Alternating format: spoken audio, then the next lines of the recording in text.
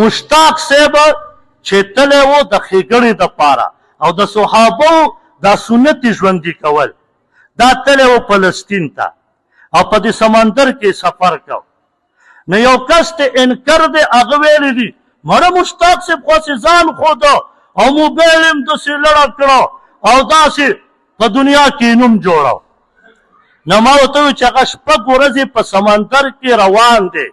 هغه خپل ځان خوده په مرګ کې د منټ د هغه مرګ و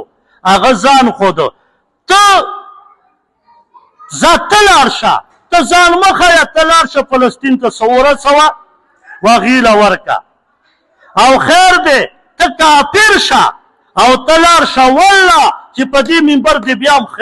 ښه ووایه به چې کافر هم وې ولاړ شي او هغې ته څه ورسې والله چې په دې منبر دې نوم هم ووالم چې یارې کافر خو